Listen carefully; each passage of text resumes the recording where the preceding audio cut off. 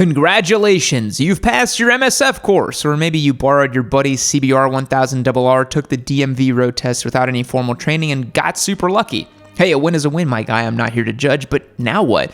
Buy a Turbo Busa and hit the drag strip, refinance your home, and get a $30,000 BMW? Those are both fun options, but I think there are a few things you might want to get out of the way first. Your first year of riding will have many lessons to be learned. You'll shed many tears after your first parking lot tip over, but it will be nothing compared to the waterworks your closest friends and family will expel from their tear ducts when you tell them that you are now a motorcyclist. But that's okay. You didn't need them anyway. They'll never understand what it's like to have a little two-wheel devil permanently living on your shoulder, but luckily, I do, and I'm here for you. I'm going to give you some insight on what you can expect in your first year of riding motorcycles so you can become a better person than the squiddly degenerate your middle school guidance counselor always told you that you would be. Today's video is proudly supported by Flying Eyes. I'll tell you more about them later in the video. Before we get started, take a minute to subscribe and hit that notification bell. We're pumping out 9 videos a week, and I'm not going to want you to miss it. All right, let's get into it. So your first year of motorcycling, what should you expect? I know, you gotta know what it feels like to hit 6th gear rev limiter. Okay, so go find a nice strip of freeway, maybe at like 2 or 3 in the morning so it's dark out and the roads are nice and empty. And that late at night, all the cops are sleeping, so you don't have to worry about getting a ticket or anything. You probably want to start in 3rd gear and just roll on the throttle and don't stop until psych! You guys didn't think I'd do you dirty like that. The first thing you should expect in the beginning of your motorcycling journey is to take it slow. Not just in terms of speed at which you ride, but the pace at which you expand your repertoire. I've said it a million times, the MSF teaches you how to use a motorcycle, but they don't really teach you how to ride it on the road, so ease into it a little bit. Start by taking trips around your neighborhood, and then when you're comfortable to go out onto busier surface roads, be cognizant of the time of day and the traffic conditions. If you're just beginning to ride on the street, maybe avoid going downtown during rush hour or riding at a specific interchange where cars never look where they're going and are always cutting each other off. Each city has certain problem areas where accidents always happen. Try to avoid these when you're first starting out. You want to ease into dealing with more troublesome traffic situations. Sooner or later, those types of situations will be unavoidable, but hopefully by the time you encounter them with your skills, instincts, and rider reflexes, you'll be up to par. Just know your limits when you're first starting to ride and ease into it. Your skills will progress more quickly than you think, so there's no need to rush and get yourself into trouble by riding beyond your skill level. And that expands all the way into your 2nd and 3rd year of riding too. I see a lot of riders overriding their skills and then getting themselves into trouble. In your first year of riding, you should also expect to make some friends. As alluded to in the intro, your non-riding friends and family do not care about motorcycles. Don't ask me how I know. So you'll need to either make new friends who do ride or become even better friends with acquaintances who you thought had nothing in common with until you got a motorcycle. Having friends to ride with can help keep you excited about motorcycling. It's probably unwise to commit to a big group ride as a young rider, but riding with a buddy or two is always fun. Making friends with other riders is also useful for shop talk. Again, your non-riding friends do not care, so don't waste your time trying to explain your mods, debating an R6 versus an R7, or ask for input on which poster Valentino Rossi to hang above your bed. This is why you need moto friends. A huge part of any hobby is just geeking out, diving deep into the most arbitrary information, and sharing that with a friend who has the same interest. Plus, having other friends who are interested in bikes is good to have around when it's time to do some mods or maintenance, and you don't want to have to ask your girlfriend, wife, or mother to help you bleed your brakes or spoon on some new tires.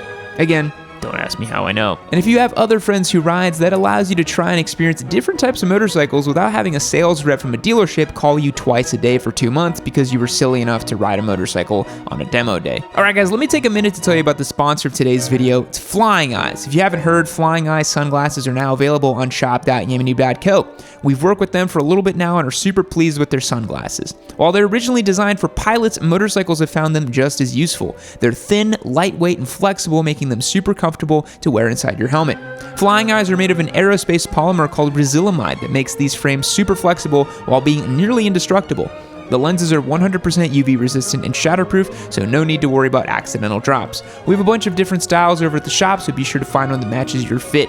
Head over to shop.yamanoob.co to check them out. Link down in the description below for our Flying Eyes. And remember, every dollar you spend on the store is an entry to win one of our sweet giveaway bikes. Thank you for the support, Flying Eyes. Now back to the video. Speaking of doing maintenance, that is something else you should probably expect to do in your first year of riding. Pretty much every motorcyclist does basic maintenance and mods themselves, and sooner or later, you'll have to as well. So be proactive and get a head start by purchasing the service manual for your motorcycle and start acquiring different tools you'll need to get some basic maintenance jobs done.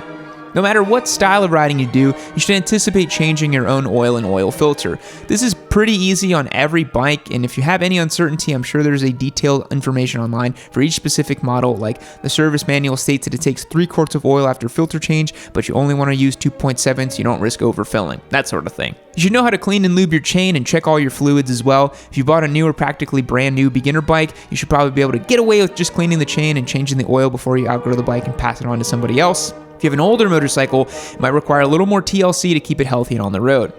Or if you plan on keeping your motorcycle for a while, you may want to do some mods to customize it and make it your own. No stretched swing arms, please. There are some common modifications that every rider with basic tools and common sense can do themselves.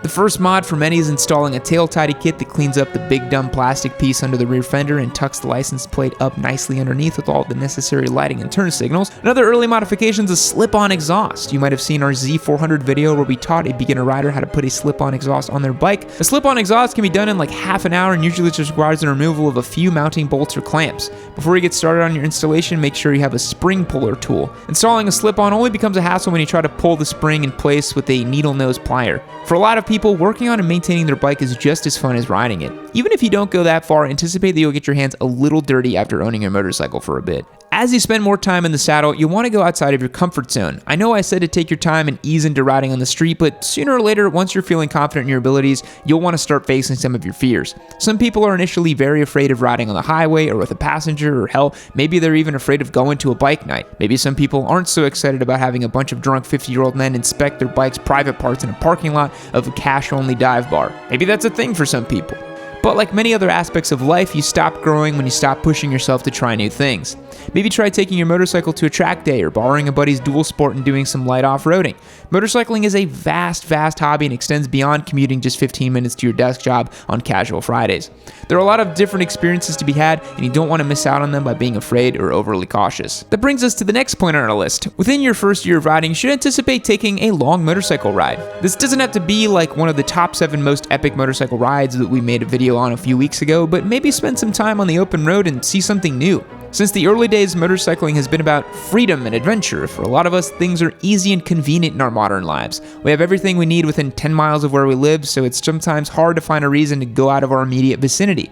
But you don't need a reason. Just get on the bike and go. See something different. Experience some different twisty roads. See some new towns. Eat some gross truck stop barbecue. Get sick and regret ever leaving your house in the first place.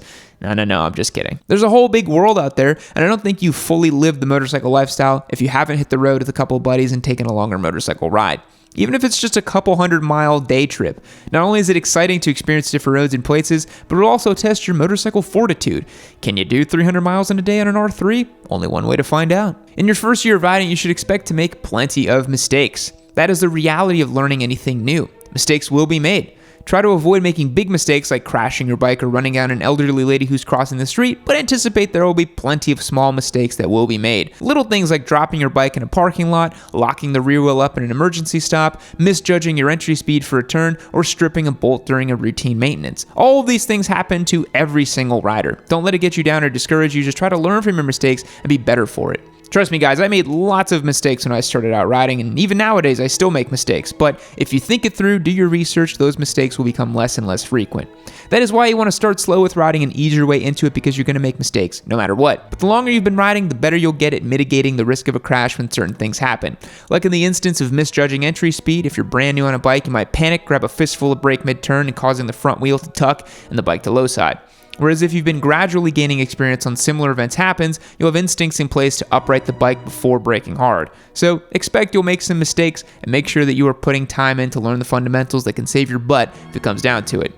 And lastly, as your motorcycling rookie year begins to come to a close, you should probably begin shopping around for other bikes. After a year or so of riding a beginner bike, you're probably starting to feel the itch for something a little different or bigger. This is usually exaggerated if your friend has a bigger bike that they've let you ride. I wouldn't say go ahead and start scheduling test rides for an R1, but the mature person who has worked hard on developing their skills for the last year, some sort of middleweight bike would be enough to reignite their excitement without risking too much of their safety. Or maybe you don't even want a bigger bike, but a bike more specialized, like a dual sport or an adventure bike. After a year of riding, you should have a pretty good idea of what style of riding you're attracted to and what type of riding you're interested in doing. Use this information to start shopping around for bikes that can help you achieve that. And while you're at it, you can look for better or more specialized gear, because I'm sure you bought the cheapest stuff possible to get started. I've been around the block a few times, guys. All right, folks, thanks for making it to the end of the video. If you enjoyed this one, take a second to subscribe to the channel. While you're at it, hit the notification bell so you'll always be the first to know when a new video drops. Fact: the first person to be charged with speeding was Walter Arnold of the English village of Paddock Wood, Kent. On January 28, 1896, Arnold was spotted going 8 miles per hour, 4 times the legal speed limit. That is insane. These days, I'll be clocking 22 miles per hour on a pedal bike. Goodbye.